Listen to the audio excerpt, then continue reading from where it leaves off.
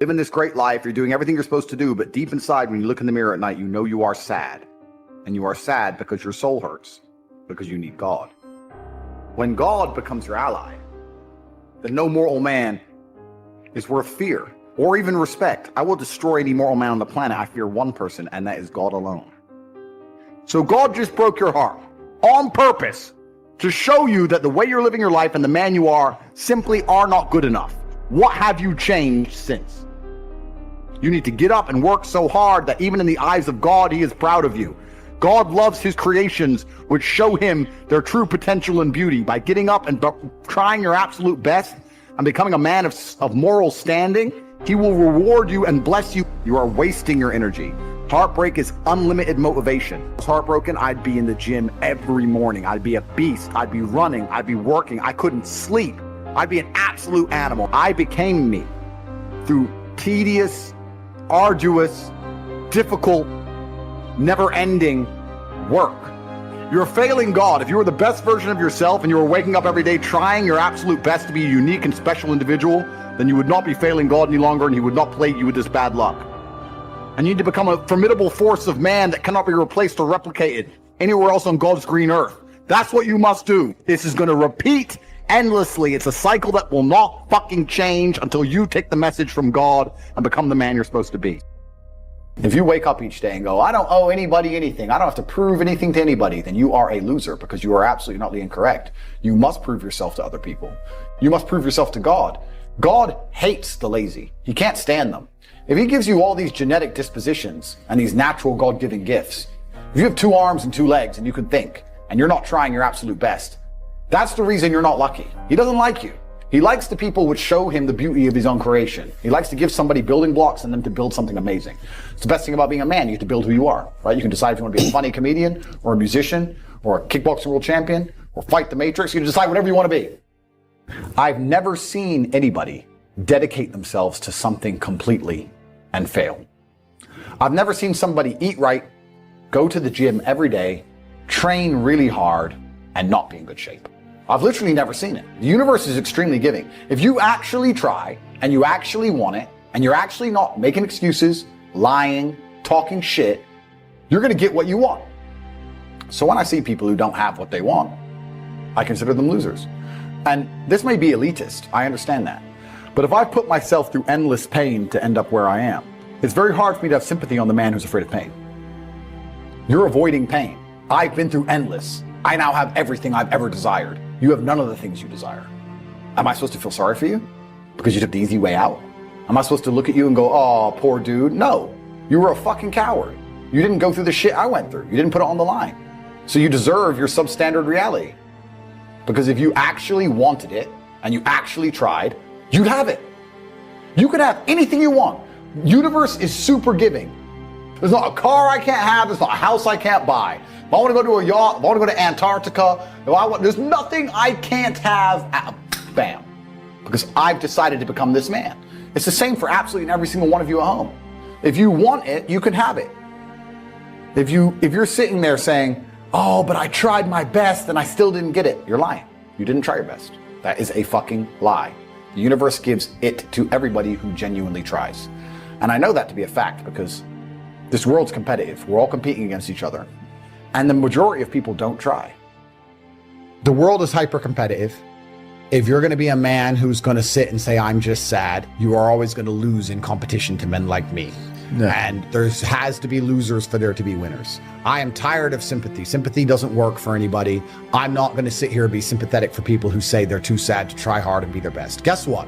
Perhaps I was sad every time I did exactly what I was supposed to do and trained anyway. Perhaps I was afraid when I fought anyway. Perhaps I was tired when I worked anyway. This is how you get ahead in life. I don't have a fucking ounce of sympathy for these people who sit here and say, well, I feel this way, so I can't. Then don't do it. Stay down there. The winners are at the top, and the winners at the top don't give a shit about how they feel. We wake up and we perform regardless of how we feel day after day. So if I'm going to ignore my own feelings, I'm certainly not going to take into consideration anybody else's. Yeah. Why am I going to ignore how I feel and make sure I'm constantly performing regardless, flawlessly, and then sit and go, oh, but he doesn't feel good, so he's allowed to fuck up. No, you are not.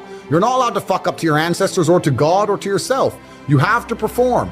This is what being a man is about. The baseline of masculinity is doing things you don't feel like doing. I can't comment on being a woman because I'm not one. But the baseline of masculinity as a whole is the thing that makes a good man a man is that he does what he doesn't want to do. He doesn't want to work and he works anyway. He doesn't want to go to war and he fights anyway. He doesn't want to get up, he gets up anyway. That's the whole point of it. We didn't want to die in the Titanic. Guess what happened? We died in the Titanic. You can't sit there as a man and say you don't feel like it. You're not allowed to not feel like it. You're supposed to do it anyway, regardless. Yeah. So when a man sits there and says, oh, but you don't understand, I'm struggling with motivation. If you are struggling with the motivation to be a winner, then stay a fucking loser.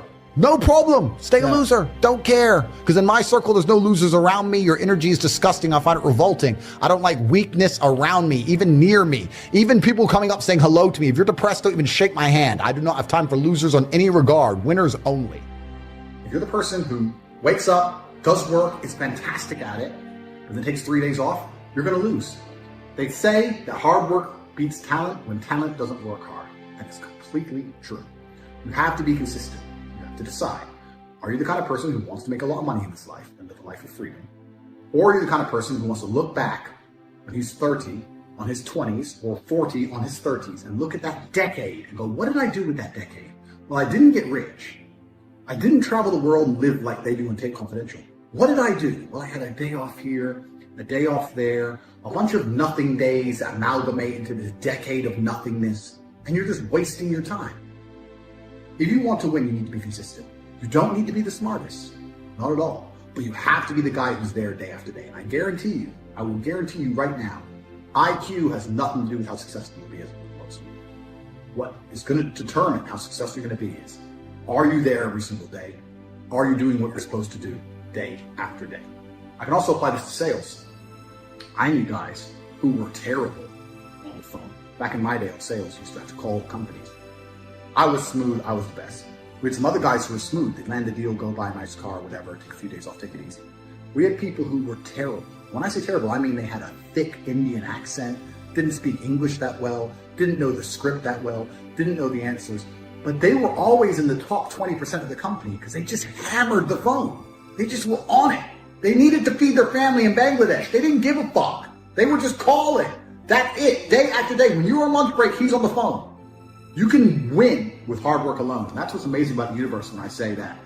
God will give you anything you truly want. If you truly want money and you truly try hard, you truly listen to us, you are going to have as much money as you could possibly ever desire.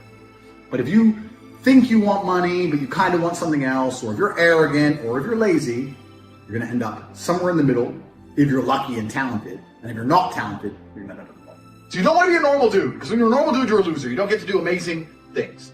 What's interesting is none of you have had a normal life. You've had a unique and individual life path. The things you've gone through, nobody else on the planet has gone through. You've lived certain experiences, the school you went to, the time you were picked on in that class, the girl who broke your heart. Every single thing you've been through is unique, like a fingerprint.